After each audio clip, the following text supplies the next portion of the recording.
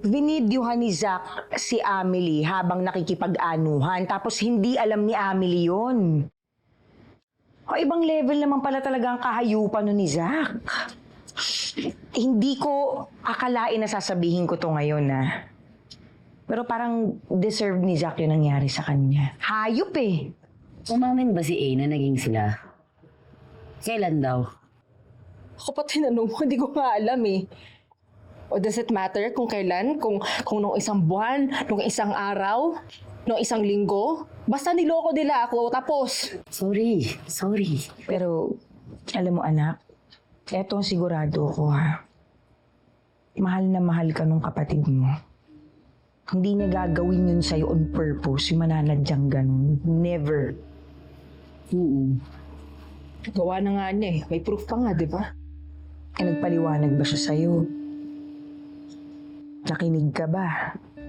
Teka, bakit parang mas kampi pa kayo sa kanya, ma? Ako nga yun niloko, di ba? Dahil ba dun sa sex video? Dahil nahuli siya? Eh, hindi ako kumakampi. Concerned lang ako dun sa kapatid mo.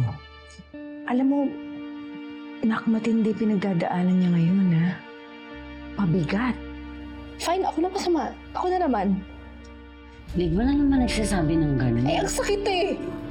Ang sakit, Sugar. Hindi mo naiintindihan.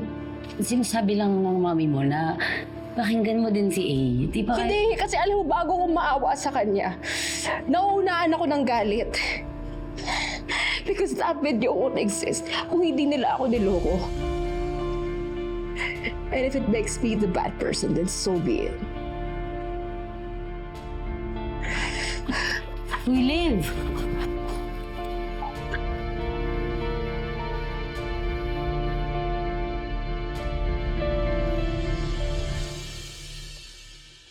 Amelie?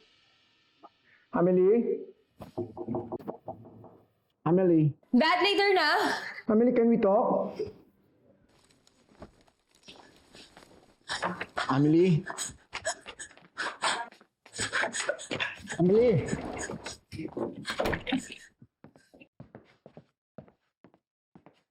Amelie? Anong ginagawa mo dyan? Dad, ayokong umarap sa'yo. Hiyang-hiya ako sa'yo, Dad. Please, mamaya na lang. Sorry, Dad. I'm sorry.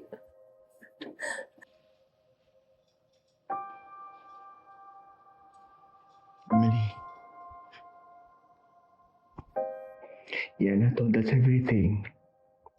Matagal na sa inyo ni Zach. She didn't cheat on Lou. And you didn't betray your sister.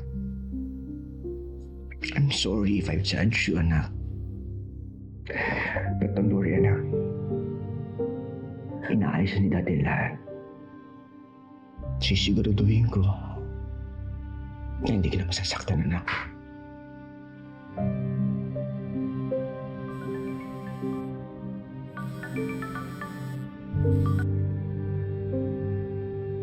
Tony. Confirm na yung nag-repair ng laptop ni Zach yung nagkalat ng video. Nasa presinto na siya ngayon. Pupunta ako, Tony.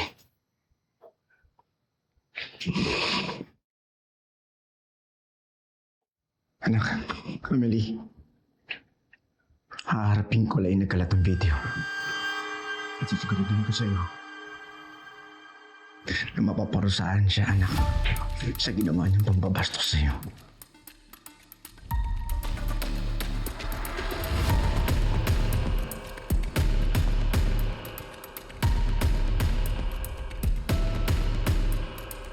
Sir, ang sabi ng pastor ko, patawarin natin yung mga tao nagkasala sa atin. Mahalin natin yung mga kaaway natin.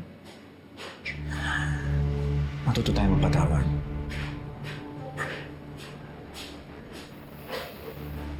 Sir.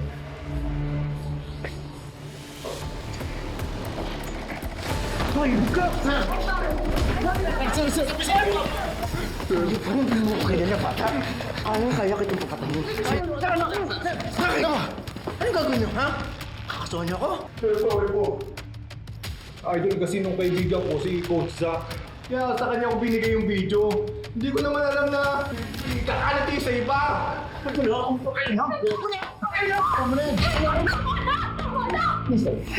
na bahala rito! We will prosecute them to the full extent of the law.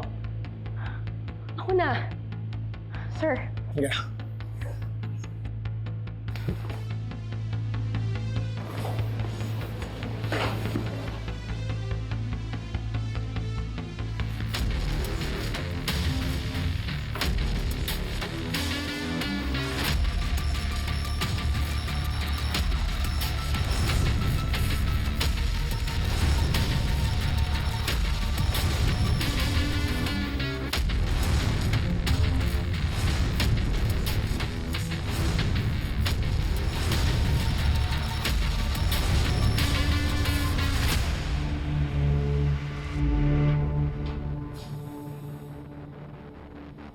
Sa tingin mo, isa dyan sa magkapatid yung pumatay kay Zach?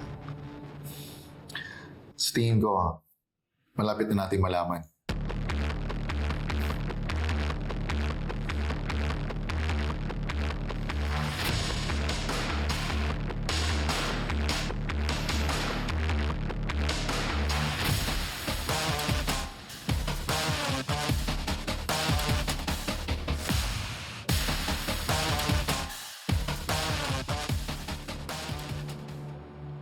Hindi ka nagsama ng abogado?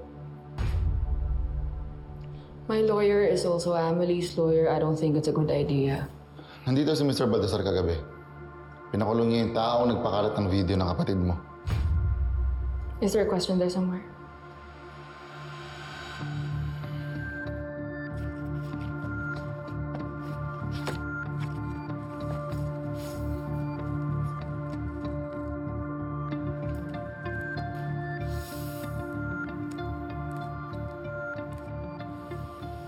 Kailan mo nalaman yung kay Zach at sa kapatid mo? Kahapon lang. Sigurado ka?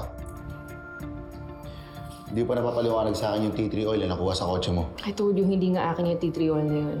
Pero hindi mo rin masabi kung kanino. Saan ba pupunta yung mga tanong mo? Sa tingin ko, nalaman mo yung tungkol sa boyfriend mo at sa kapatid mo. What? Nagalit ka sa kanilang dalawa. Pero hindi mo kaya saktan si Amelie. Kaya si Zach na lang. Kang mag-imbento. Kaya kumuha ka ng tea tree oil, pinagpalit mo yung body oil na ginagamit ni Zach sa katawan niya, at may ginawa ka rin sa lighter.